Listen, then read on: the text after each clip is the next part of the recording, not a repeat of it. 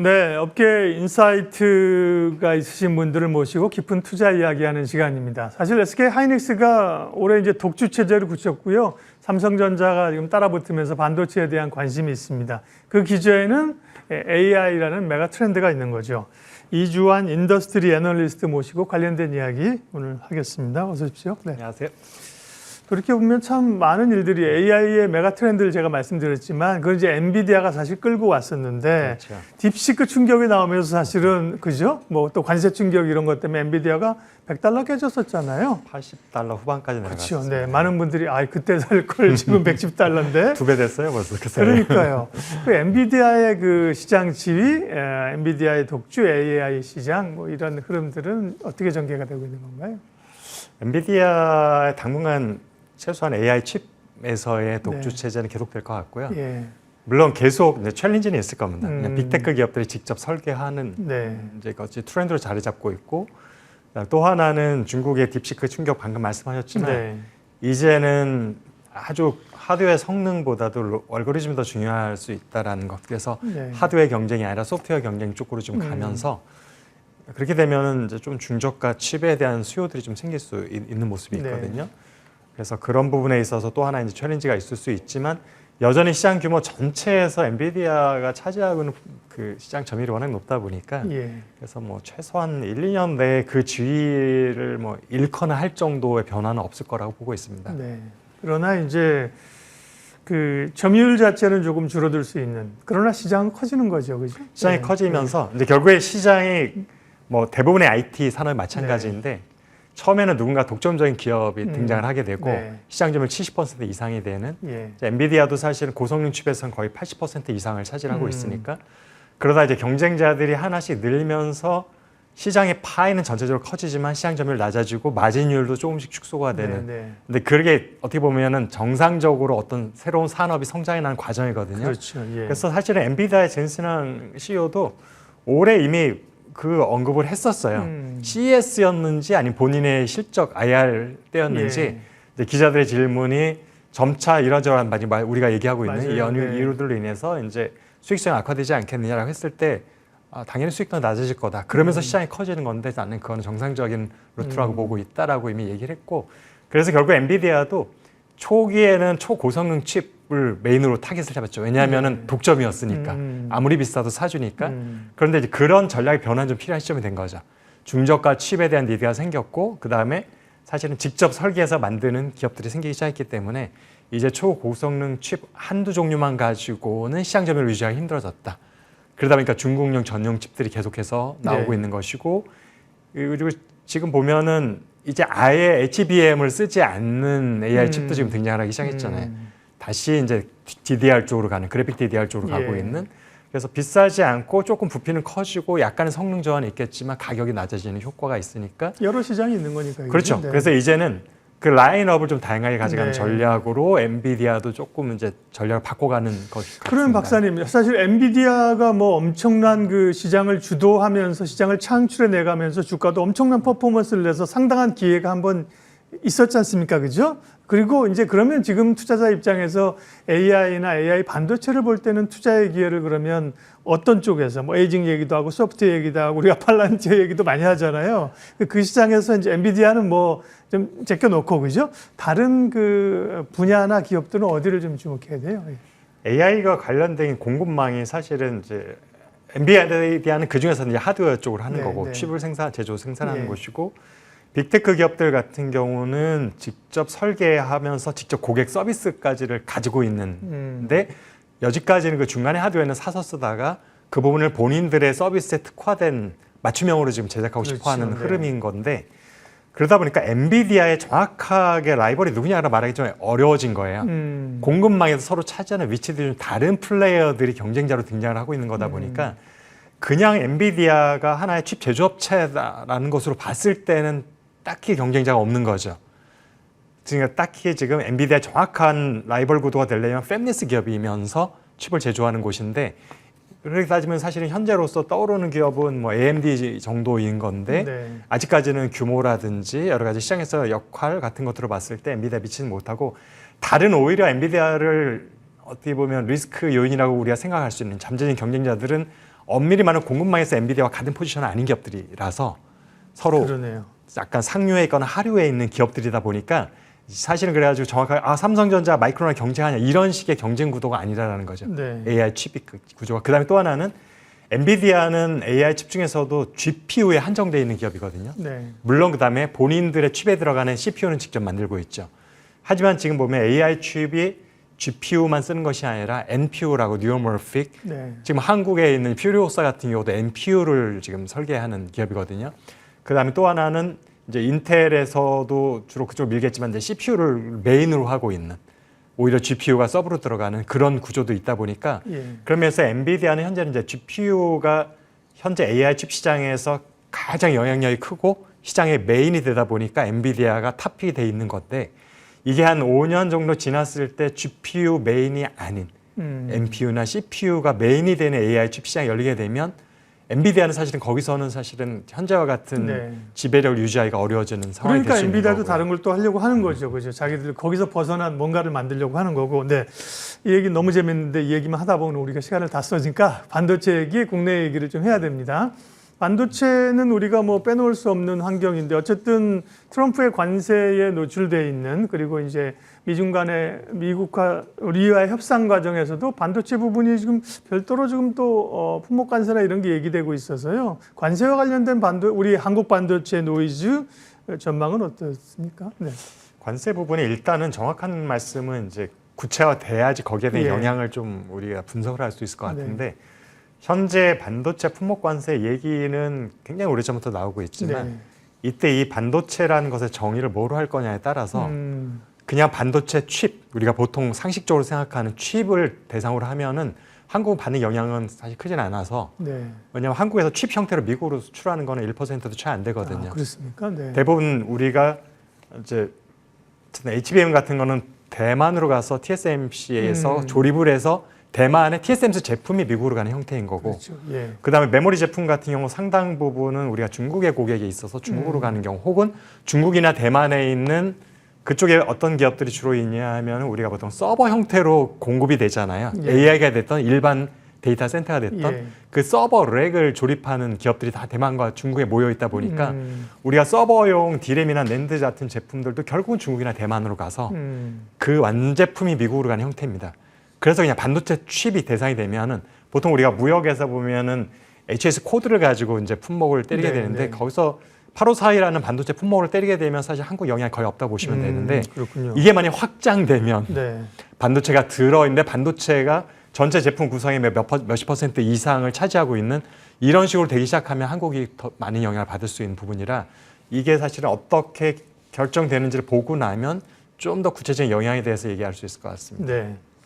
다음은 HBM 좀 얘기를 하겠습니다. 엔비디아 얘기 많이 했고 핵심이 이제 우리가 잘 알 수 있는 게 HBM이고 HBM을 SK 하이닉스가 독주하면서 왔는데 여기도 경쟁자들이 나타나기 시작했고 골드만삭스에서는 이제 경쟁자가 나타남으로 인해서 있을 수 있는 우려들을 제기하면서 SK 하이닉스 주가의 변동성이 좀 있었습니다. SK 하이닉스의 HBM 시장에서의 영향력은 어느 정도까지 계속 갈 수 있을까요? 그러니까 골드만삭스의 리포트 읽어보면 네. 그 내용을 봤을 때 사실은 뭐 틀린 얘기는 하나도 없었어요. 네. 원래 이제 예상했던 시장 방향인 것이고 HBM 같은 경우도 현재는 하이닉스가 거의 독점하고 마이크론 일부를 차지하지만 네. 사실은 삼성전자가 전체 시장 점유율을 보면 여전히 한 40%로 나오고 있어요. 집계되는 걸 보면은. 예. 그래서 사실은 엔비디아의 고성능 칩에 못 들어간다는 얘기인 거지 여전히 그렇죠. 생산을 계속 하고 있다. 그럼에도 불구하고 최근에 반도체 실적을 비교해 보면 SK 하이닉스와 삼성전자 반도체 부분은 극과 극을 달리고 그렇죠. 있어서 예. 사실은 그 40%의 시장 점유율이 의미가 없다라는 것을 우리가 지금 예상할 수 있는 부분이고 오히려 마이크론 같은 경우는 전체 시장 점유율은 10%도 안 되지만 이익 규모로 보면 삼성전자가 오히려 넘어서고 있는 걸 보여주고 있거든요. 네. 영업이익률도 훨씬 높게 나오고 엔비디아에 납품을 하니까. 그래서 결국에는 엔비디아의 가장 고가 칩에 들어가는 게 기업의 실적에는 영향을 미치는 실질적인 시장 점유율이다라고 보면 될 것 같은데 네. 그런 면에 있어서 올해 안에는 큰 변동은 없을 것 같습니다. 왜냐하면 예. 삼성전자 아직까지도 퀄테스트를 통과했다는 얘기가 없고 그래서 내년이 됐을 때 삼성전자가 본격적으로 엔비디아에 납품을 하게 됐을 때 블랙웰 칩에 납품을 하게 됐을 때에 그러면 아무래도 공급자 수가 늘어나게 되면 네. 가격 결정권이 고객 쪽으로 아무래도 가게 될 수밖에 없죠. 공급 과잉 쪽으로 갈 수 있는 예. 거니까 지금 현재는 굉장히 극심한 공급 부족 상태이기 때문에 가격이 높고 SK 하이닉스의 영업 마진율이 굉장히 높은 상태인데 이것이 이제 풀리기 시작하면 시장 점유율에서도 변동이 있을 수 있고 SK 하이닉스의 영업 이익률에서 HBM이 차지하는 영향력도 점차 축소될 수밖에 없는 상황인데 올해 안에는 아닌 것 같고요. 예. 내년에 만약 삼성전자 성공적으로 엔비디아 시장을 공략하기 시작하면 골드만삭스에서 예상했던 그런 변화는 충분히 가능하다고 보고 있습니다. 네. 그러면 삼성전자는 결국 이쪽에서 말씀하신 것처럼 올해는 아니더라도 내년에는 이제 뚫고 들어가고 그 뭔가 좀 파일을 차지할 수 있는 가능성이 있다고 보시는 거네요. 이제 네. 가능성이라는 것은 이제 항상 존재를 하는 거고 네, 네. 올해도 있었지만 삼성전자 그렇죠. 해내지 네, 못했기 때문에 네. 올해는 힘들다가 돼버린 거고 예. 내년도 삼성전자 잘하면이라는 전제가 붙어 있는 거잖아요. 네. 근데 삼성전자가 잘 못해서 안 나오면 뭐 내년도 그냥 지나갈 수밖에 없는 거죠. 그러면 이제 하이닉스의 독주는 한동안 지속될 수밖에 그런 없는 거죠. 거죠. 네. 왜냐하면 마이크론이 있지만 마이크론이 아직까지도 생산 캐파라는 게 하이닉스와 비교했을 때 굉장히 적기 때문에 예. 그래서 시장 점유율을 급격하게 잠식하기는 쉽지 않은 구조인 거죠. 결국은 이제 삼성이 HBM으로 엔비디아를 뚫고 거기에 퀄리티를 통과하느냐가 삼성과 SK 하이닉스 HBM 시장에서의 그 영향력을 좌우하는 중요한 변수이네요. 예. 그리고 삼성전자가 파운드리 쪽에서 22조 이상 수주했다는 얘기가 있었습니다. 처음에는 이 기업이 어디지 했었는데 결국 테슬라로 밝혀졌는데, 네. 그 부분도 고민이 좀 있는 지점이에요. 그죠? 아시는 분들은 삼성의 파운드리 사실 뭐 TSMC 따라잡겠다고 했는데 쉽지 않았잖아요. 뭐 실패. 오히려 격차는 더 커졌습니다. 그러니까요. 네, 사실 어떻게 보면 사이에. 실패했다는 표현을 제가 좀 잘 안 하려고 했는데 사실 실패한 건데, 근데 그쪽에서 대규모 수주가 나왔다? 이걸 어떻게 받아야 됩니까? 이 부분에 대해서 사실은 이제 긍정적인 측면이 있고 부정적인 예, 측면이 예. 있는데 일단 긍정적인 측면을 보면은 현재 파운더리 시장은 포화 상태입니다. TSMC의 포화 상태라서 예. 누구든지 TSMC와 비슷한 정도의 퀄리티의 제품을 대량 생산해 줄 수만 있으면 고객들은 넘쳐난 상황이에요. 예. 그것이 삼성전자 될 수도 있고 인텔이 될 수도 있는 상황이어서 그런 면에서 지금 테슬라의 물량을 받았다. 지난 몇 년 동안 삼성전자 점유율이 계속 축소됐던 이유는 성능에 문제가 있었고 네. 수율에 문제가 있었기 때문인데 테슬라는 사실 어떻게 보면 이제 모의고사인 거예요. 테슬라의 물량을 성공적으로 좋은 성능과 높은 수율로 납품을 하면은 대기의 잠재적인 고객들이 많은 물량을 맡길 수가 있다는 게 긍정적 측면인데 부정적 측면은 8년 동안에 22조 원이거든요. 네. 이게 사실은 연간 3조 원이 안 되는 금액인 거예요. 매출 기준으로.